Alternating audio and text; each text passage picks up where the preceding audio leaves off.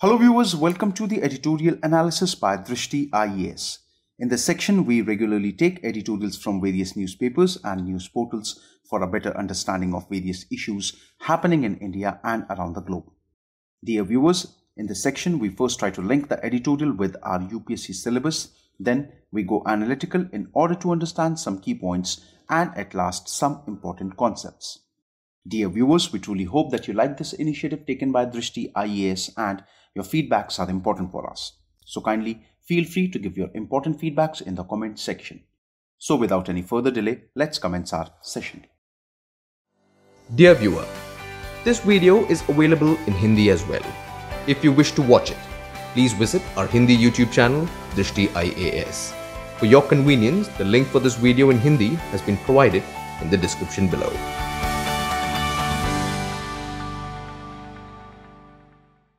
Today's editorial is taken from the Economic Times, published on 14th of January 2021. The title of today's editorial is Growth Cure for Financial Stress. If we try to link today's editorial with our UPSC syllabus, we can link it with GS Paper 3, which has sections that include Indian economy and issues relating to planning and development. Some key points from today's editorial. The latest financial stability report put out by the Reserve Bank of India does aver that the worst is behind us in its appraisal of the pandemic's impact, but adds that recovery path remains uncertain. The report is clear-cut that timely proactive measures across monetary, liquidity and banking regulatory domains have kept the financial system smoothly functioning for now. Now viewers, like we all know that the Reserve Bank of India came up with its 22nd financial stability report. And according to the report, it is very clear that the worst has already been overtaken. However, there is a need to be quite careful in order to move ahead. The report also suggests that the proactive measures that were taken across all the domains, whether it was monetary, liquidity or banking, these initiatives, these measures have actually kept the financial system functioning very smoothly. However, the current forbearance-induced easing of risk indicators would reverse when regulation normalizes. The only way to avert a serious financial problem is for the country to grow robustly, so that fresh revenue and earnings enable company to service their loans. That calls for bold fiscal support to boost growth. Now, one more thing that the report says, it says very clearly that in order to avert any financial problem, the only way or the only measure that the government has is that it has to motivate the economy should grow at a very robust pace so that the fresh revenue arrives, and that would actually help the banks work even more systematically. A need of bold fiscal support is required in order to boost growth as of now. Now, before we move ahead, it is quite important for us to see what exactly the Financial Stability Report is. Now, the Financial Stability Report is a biannual report released by the Reserve Bank of India. The 21st Financial Stability Report was released in July 2020, and the 20th FSR, that is the Financial Stability Report, was issued in December 2019. The report discusses issues relating to development and regulation of the financial sector. The FSR reflects the collective assessment of the Subcommittee of the Financial Stability and Development Council, that is FSDC, on risks to financial stability, as also the resilience of the financial system. So, the present scenario. The report asserts that credit support packages would need to be unwound in a calibrated fashion and hence calls for focused financial development and a risk mitigation effort to better manage economic recovery. Now, one of the most important aspects where the report focuses is that the credit support which will be provided, it has to be done in a very organized fashion, in a very organized manner. Because if it is done in an organized manner, we can see the impact of such credit support packages could be quite lasting, and it would be only for the betterment of the economy. Also, we have to see that the risk mitigation should be the primary approach of the government as of now, because we have to make sure that there is no risks if we want to achieve a better managed economic recovery. The report finds that while performance indicator and asset quality of scheduled commercial banks have improved of late, the capital ratios could change in a linear fashion due to uncertainties in recovery. One of the most important things the report has focused, that is the performance indicator and the asset quality of the scheduled commercial banks. Scheduled commercial banks, that is the banks that we see around us, SBI, Punjab National Bank, etc. So it is saying that their performance has definitely improved. However, the capital ratio situation could actually change or could actually arrive because of several uncertainties which we are seeing as of now.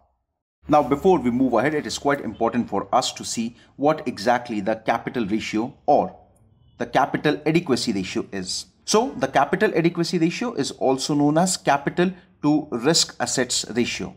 It is the ratio of a bank's capital to its risk. National regulators track a bank's capital adequacy ratio to ensure that it can absorb a reasonable amount of loss and complies with statutory capital requirements. It is a measure of bank's capital. So that's what exactly we are saying, that the capital ratio, it could change in a non-linear, like the chances are quite high, the capital ratio, it might not follow a linear pattern. Why? Because there are several uncertainties that might arrive in the future. But on a whole and sole purpose, if we say that the banks have definitely performed quite well over the past 6 months, even during the corona pandemic lockdown. The future ahead. The gross non-performing assets of scheduled commercial banks have come down to 7.5% as of September, and the net NPAs, non-performing assets, have declined to 2.1%.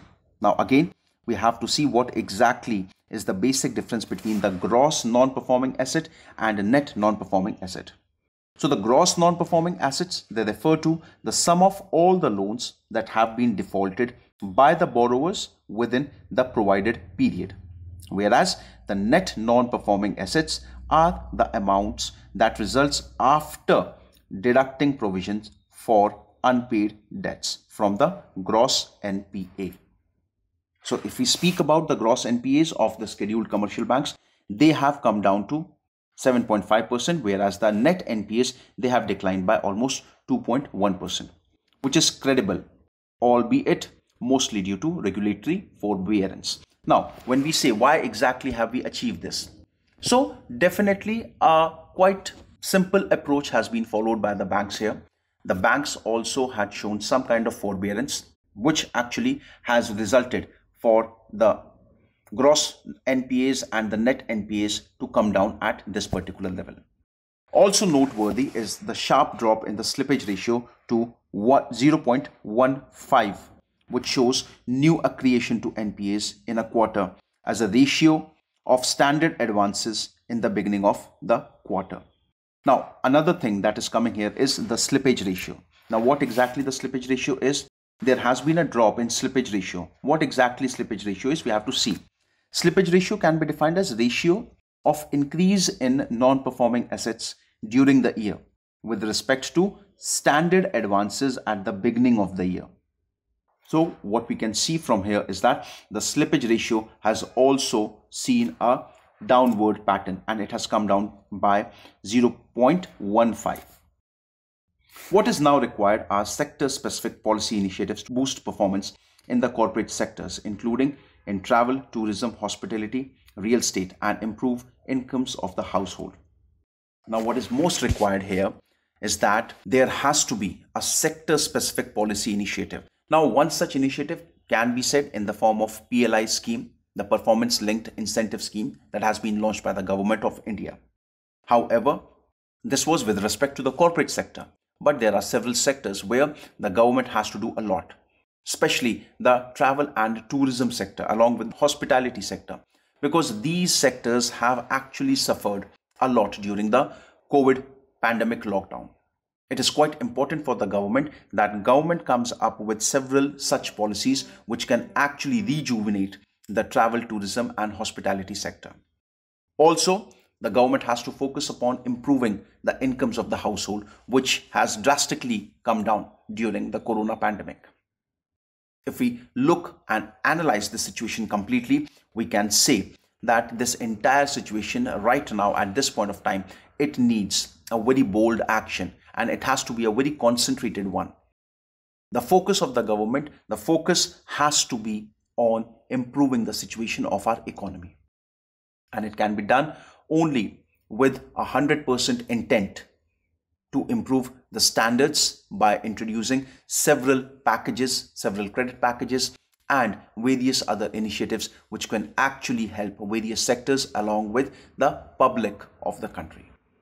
So viewers, this was with today's editorial analysis. Now, a question that can be framed with reference to today's analysis is, what is Financial Stability Report? What are its implications on the economy? So viewers, I hope you liked today's editorial. Thank you very much.